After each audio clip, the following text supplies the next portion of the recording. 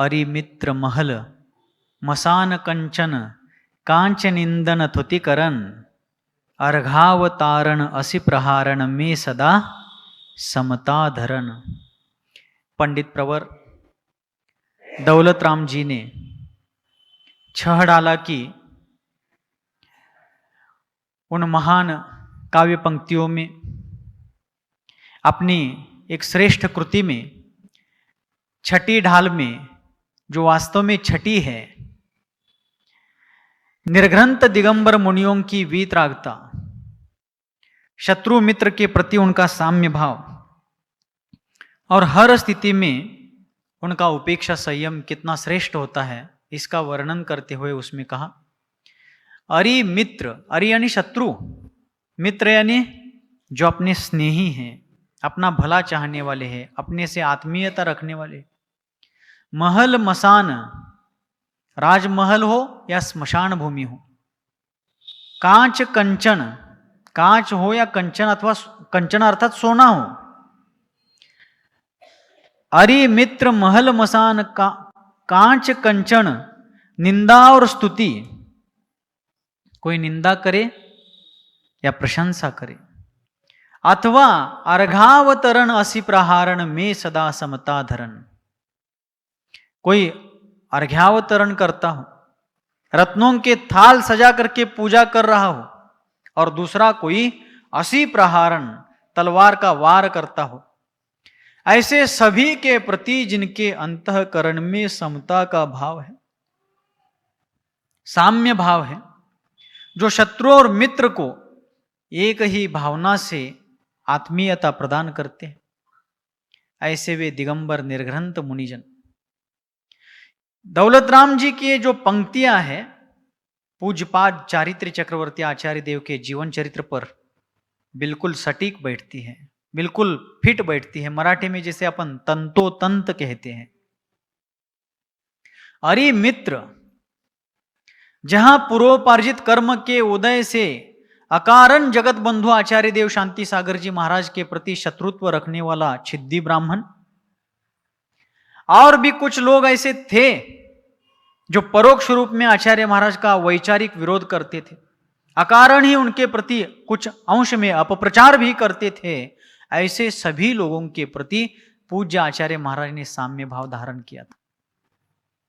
और मित्र, अरि मित्र, कितने कितने बड़े बड़े, कितने कितने श्रेष्ठी लोग, कितने कितने सत्ताधीश, कितने कितने धनाढ्य लोग उनके चरणों में अपना मस्तक रखने में अपने जीवन का साफल्य मानते थे। राव राजा सर सेठ हुकुमचंद जी, नाम सुना होगा कदाचित आप लोगों ने, सुना है क्या? इंदौर के एक बहुत बड़ी श्रेष्ठी हो गए, जिनको अंग्रेज सरकार भी बहुत आदर देती थी, जिनकी संपत्ति के सामने बड़े बड़े वैभवशाली नरपति भी हाथ जोड़ दे, ऐसा जिनका ऐश्वर्य था, ऐसे राव राजा सर सेठ हुकुमचंद इंदौर निवासी आचार्य शांति सागर जी महाराज के अनन्य साधारण भक्त थे। अजमेर के सर सेठ हुकुमचंद जी, नाम सुना होगा ये तो आप लोगों ने। अजमेर में सोनी जी की नसिया के रूप में जिन्होंने बहुत बड़ा मंदिर, जिन मंदिर जिनके परिवार ने निर्माण कराया। अजमेर में ही जिन्होंने महापूत चैत्यालय की रचना की। अजमेर की वह कृति वास्तव में देखने लायक है। सोनी जी की नसिया में भगवान के जन्म कल्याण का जो प्रसंग दिखाया गया है, मेरू पर्वत, भगवान के अयोध्या नगरी वगैरह जो वहां दृश्य दिखाया गया है, आपको भारत में, संपूर्ण भारत में कहीं देखने को नहीं मिलेगा। और महापूत जिनालय में सोनी जी ने निर्माण किया हुआ जो महापूत जिनालय है, उसमें जो समवसरण निर्माण किया गया है, भगवान के महान धर्म प्रभावना का जो दृश्य वहां दिखाया गया, मैं आपको आग्रह करता हूं, आप सभी को एक बार जरूर जरूर जरूर उस जिनालय का दर्शन आप अवश्य करें। आपका मन गदगद हो जाएगा, आपका अंतःकरण कृतकृत्य हो जाएगा कि आज हमारी आंखें सफल हो गई। नेत्रे च विमलीकृते जो पंक्तियां आती है दर्शन पाठ में, आप उसका अनुभव करेंगे। वहां पर जरूर एक बार दर्शन करें आप लोग।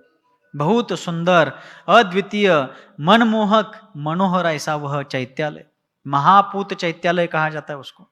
ऐसे सर सेठ हुकुमचंद जी, राव राजा सर सेठ हुकुमचंद जी और भागचंद सोनी जी, ऐसे सभी महान लोग, बड़े बड़े महान लोग आचार्य शांति सागर जी महाराज के चरणों की चरण धूल अपने मस्तक पर लगाने में आनंद का अनुभव करते थे। ऐसे बड़े बड़े धनाढ़ लोग भी आचार्य महाराज के चरणों में थे। और दूसरी तरफ छिद्दी ब्राह्मण उनके ऊपर प्राणघाती उपसर्ग कर रहा था। ऐसे कितने ही उपसर्ग करता हुए उपद्रवी लोग हुए। पहले स्टार्टिंग के दौर में मैंने आपसे कहा था कि किसी एक सज्जन ने आचार्य महाराज के सामने आकर के वैसे ही खड़े रहे तो किन्हीं ने कहा कि अरे आचार्य महाराज का दर्शन तो करो। तो उन्होंने क्या कहा, ऐसे बंदर हमने बहुत देखे। वो प्रसंग बताया था मैंने आपको। ऐसे बंदर हमने बहुत देखे हैं, ऐसे निंदा के वचन भी सुने हैं। और सेठ पूनमचंद घासीलाल जवेरी जी जैसे महान लोगों ने, धनाढ़ लोगों ने, पुण्यवंतों ने आचार्य महाराज की बहुत स्तुति की। बड़े बड़े विद्वान पंडित जगन मोहनलाल जी शास्त्री, सुमेरुचंद दिवाकर जी, पंडित व्याख्यान वाचस्पति देवकी नंदन जी जैसे विद्वानों ने आचार्य महाराज के चरणों में बहुत बड़े बड़े यशोगान उनके गाए हैं। लेकिन आचार्य महाराज सबके प्रति साम्य भाव धारण कर रहे। अरे मित्र महल मसान कंचन कांच निंदन तुतिकरण अर्घ्यावतारन। कितने ही लोगों ने बड़े बड़े रत्नों के थाल सजा करके उनके चरणों में अर्घ्य चढ़ाए। चंदू काका, बारामती के चंदू काका सराफ, कैसी कैसी दिव्य पूजाएं उन्होंने आचार्य महाराज की। और यहाँ अर्घ्यावतरण और वहां राजा खेड़ा में असी प्रहारन, असी यानी तलवार का प्रहार छिद्दी ब्राह्मण कर रहा। लेकिन अर्घ्यावतारण असी प्रहारण में सदा समता धरण। जब आचार्य महाराज से पूछा गया कि महाराज, पुलिस दल ने जब आचार्य महाराज को पूछा कि इनको सजा क्या देनी है, कल अपन इसी बात पर चर्चा कर रहे थे, तब आचार्य महाराज ने कहा मैं जो सजा दूंगा, मैं जो फरमाऊंगा वही सजा आप इनको देंगे। पुलिस प्रमुख बोले महाराज जो आप कहेंगे वही दंड देंगे। तो महाराज ने कहा मैंने इनको क्षमा कर दिया है, आप भी इनको क्षमा करके छोड़ दीजिए। तब वो अचंभे में पड़ गए। उन्होंने कहा दंड व्यवस्था के अनुसार ये नहीं कर सकते। तब महाराज ने क्या कहा कि जब तक आप इनको बाइज्जत बरी नहीं करते तब तक मैं अन्न जल का त्याग करता हूं, क्योंकि मैंने इनको क्षमा किया है, लेकिन मेरे कारण से ये कष्ट में पड़ेंगे तो मैं अन्न कैसे ग्रहण करूंगा। जो उनका प्राण लेने के लिए आया था उसको मेरे निमित्त से कष्ट ना हो, इसलिए उन्होंने अन्न का त्याग लेने की बात कर दी। ऐसे आचार्य महाराज छिद्दी ब्राह्मण को छोड़ा गया। और बाद में जब आचार्य महाराज से पूछा कि महाराज आपने ऐसा क्यों किया, अन्यायकारियों को दंड देना तो आवश्यक था, तो आचार्य महाराज कहने लगे अपराधियों को अपराध सुधार का एक मौका देना चाहिए, एक चांस, एक अवसर उनको देना चाहिए, नहीं तो उनमें सुधार होगा कैसे। इसलिए उनमें सुधार आना चाहिए। छिद्दी ब्राह्मण ने भी क्षमा याचना करके अपने अपराधों के प्रति बहुत ही अपने आप की निंदा उनके सामने करी थी। आचार्य महाराज कहते हैं जो मेरे प्राणों के ऊपर दौड़ के आता है, जो मेरे प्राण हरण करना चाहता है और जो मेरे प्राणों की रक्षा करना चाहता है, दोनों के प्रति मैं एक समान भाव रखता हूं। क्या कहा उन्होंने, प्राण हरण करने वाले और प्राण रक्षण करने वाले दोनों के प्रति मैं एक सा भाव रख करके, दोनों के प्रति साम्य भाव रख करके मैं जीवन जीता हूं, क्योंकि हमारे विचारों में सभी जीव समान हैं।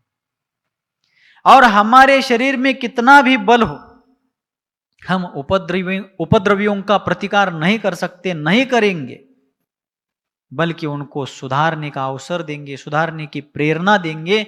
ऐसे विचार पूज्य आचार्य महाराज के थे। कलिकाल सर्वज्ञ भगवान कुंद देव ने समयसार ग्रंथ के निर्जरा अधिकार के अंतर्गत 209 क्रमांक की गाथा में संपूर्ण परद्रव्य से मोह रहित मुनियों का विचार कैसा होता है, वन कांतार में, जंगलों में, गिरी कंदराओं में रहने वाले वे मुनिजन किस प्रकार तत्व चिंतन करते हैं, इसका वर्णन करते हुए 209 क्रमांक की गाथा में वह उपदेश दिया, वह वर्णन किया। वे कहते हैं छिज्जदुआ भिज्जदुआ निज्जदुआ अहव जादु विप्पलयम जम्हा तम्हा गच्छदु तहा विहून परिग्रहो मज्ज। अर्थात अपने प्राणों का भी मोह जिनको नहीं रहा, ऐसे वे निरासक्त निर्मोही निर्ग्रंथ दिगंबर मुनिजन ऐसा विचार करते हैं। आचार्य कुंद देव कह रहे हैं कि यह जो देह है इसको कोई छिज्जदू, कोई इसको छेद डाले, भिज्जदुआ इसका कोई भेदन कर डाले, निज्जदू कोई इसको घसीटते हुए, घसीटना म्हणजे फरफटत घेऊन जाणे, कोई इसको घसीटते हुए क्यों ना ले जाए, अथवा छिज्जदुआ भिज्जदुआ निज्जदुआ अहव जादू विप्पलयम, अथवा यह प्रलय को भी प्राप्त क्यों ना हो जाए। जम्हा तम्हा गच्छदु तहा विहून परिग्रहो मज्ज, अथवा जिस किसी भी अवस्था को यह प्राप्त हो जाए तो भी परमाणु मात्र परिग्रह मेरा नहीं है, ऐसा सोच विचार करने वाले गिरी कंदराओं में रहने वाले वायु के समान निसंग वे मुनिजन इस प्रकार भेद विज्ञान की आराधना करते हैं। और ऐसे साधकों में प्रधान साधक आचार्य शांति सागर जी महाराज इसी प्रकार की इन गाथाओं को चरितार्थ करने वाले साधक थे। तो इस प्रकार उस घटना के बाद आचार्य महाराज ने दूसरे दिन वहां से विहार किया और 13 फरवरी 1930, दिनांक 13 फरवरी 1930 को आचार्य महाराज भारत की ऐतिहासिक नगरी आगरा में पहुंच गए। कहां पहुंच गए? 13 फरवरी 1930 को आचार्य देव के चरण कमल आगरा नगरी में पहुंच गए। वहां उनके चरणों के प्रताप के कारण हजारों नर नारियों ने उस जुलूस में, उस धर्म प्रभावना की यात्रा में सहभाग लिया और बहुत बड़ा रथोत्सव वहां पर हो गया। आचार्य महाराज के उपदेशों से, आचार्य महाराज के प्रबोधनों के कारण आगरा के हजारों लोगों ने संयम का नियम ले लिया। आगरा का पेठा जानते होंगे ना आप लोग? जानते हैं क्या? आगरे का पेठा एक मिष्ठान्न व्यंजन है। ऐसे आगरा के मिष्ठान्नों पर ताव मारने वाले लोग भी आचार्य महाराज के तपोपूत जीवन से प्रेरित और प्रभावित होकर के अनेक प्रकार के व्रत संयम लेने लगे। और आचार्य महाराज जितने भी दिन वहां रहे, उन्होंने आगरा के 22 जिनालयों की हर्ष भाव पूर्वक, आनंद भाव पूर्वक दर्शन, पूजन, वंदना, पूजन का मतलब अष्टद्रव्य से नहीं, मुनियों को भाव पूजा कही है। कैसी पूजा? मुनिजन देव शास्त्र गुरु की भाव पूजा करते हैं, क्योंकि उनके पास द्रव्य तो होता नहीं है। जल गंध अक्षत आदि जो अष्ट द्रव्य है वो गृहस्थों के पास है, मुनियों के पास कहां? तो मुनिजन देव शास्त्र गुरु की भाव पूजा अर्थात उनके गुणों का गुणगान करते हैं। तो आचार्य महाराज ने 22 जिनालयों की वंदना अत्यंत भक्ति भाव पूर्वक की, लेकिन भूल करके भी वे कभी आगरा के विश्वविख्यात ताजमहल देखने के लिए नहीं गए। क्या देखने के लिए? आगरा का ताजमहल देखने के लिए आचार्य महाराज ने मन में विचार भी नहीं किया। देखिए कितने गजब की बात है। जिन्होंने तीर्थंकरों के, तपस्वियों के, साधकों के चरण कमलों की धूलि से पवित्र हो चुके पर्वतों के, तीर्थों के दर्शन के लिए हजारों मील की यात्राएं की, लेकिन आगरा में होते हुए भी वो ताजमहल देखने नहीं गए। क्यों? क्योंकि वे अनासक्त महायोगी थे। ऐसे आचार्य महाराज को राग सराग के निमित्त से बनी हुई उस आकर्षक वास्तु का कोई आकर्षण नहीं था। ताजमहल के बारे में अपन जानते हैं। औरंगजेब के पिता, मुगल सम्राट, मुगल बादशाह औरंगजेब के पिता सम्राट बादशाह शाहजहां ने अपनी पत्नी मुमताज महल की स्मृति में 1631 में मुमताज महल का निधन हुआ था। उनकी स्मृति में शाहजहां ने 1631 में मुमताज महल का निधन हुआ था, तो उनकी स्मृति में शाहजहां ने 1632 से लेकर के 1648 तक 16 साल तक और उसके बाद और 5 साल तक और आसपास का सारा कार्य, ऐसे 20-21 साल तक उस ताजमहल और उस परिसर का निर्माण कार्य चल रहा था। 20,000 मजदूर उसमें कार्य कर रहे थे। कितने? 20,000 मजदूर, 20,000 मजदूर उस ताजमहल के निर्माण में कार्य कर रहे थे। 17 हेक्टेयर में अर्थात 42 एकरामध्ये पसरलेली ती वास्तू। इतने विशाल परिसर में फैली हुई उस वास्तु का निर्माण करने में 20,000 मजदूर 20-21 साल 20-22 साल लगातार मेहनत कर रहे थे, लेकिन आचार्य महाराज उस विश्वविख्यात कलात्मक वास्तु को देखने के लिए नहीं गए। उनको कला से द्वेष था, ऐसा नहीं था।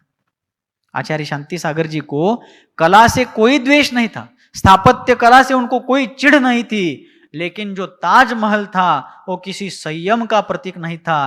किसी कामासक्त व्यक्ति ने अपनी कामिनी के मृत्यु के बाद उसके स्मरण के लिए बनाया हुआ वह मकबरा था। इसलिए आचार्य शांति सागर जी जैसे जितेंद्रिय साधक उस वास्तु को देखने के लिए नहीं गए।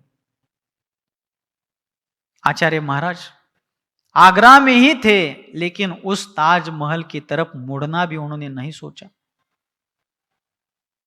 आप लोग भी बहुत से घरों में हम जाते हैं आहार के लिए वगैरह, तब देखने को मिलता है कि लोग घरों में ताजमहल के फोटो या छोटे छोटे उसके मोमेंटम मिलते हैं, छोटे छोटे आकार के बने हुए रखते हैं लोग।